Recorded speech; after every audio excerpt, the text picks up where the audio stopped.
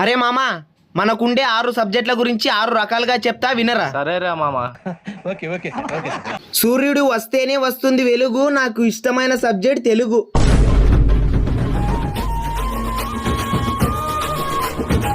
రాత్రిపూట కనిపిస్తాయి చుక్కలు, ఈ జన్మలో పాస్ గాను నేను లెక్కలు. పిగ్గిని తెలుగులో అంటారు పంది, నాకు అర్థం కాని సబ్జెక్టే హిందీ.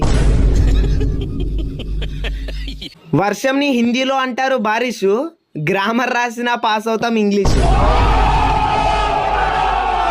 పొద్దున తిన్న దోశలు, కళ్ళు మూసుకొని రాసినా పాస్ అవుతాం సోషలు.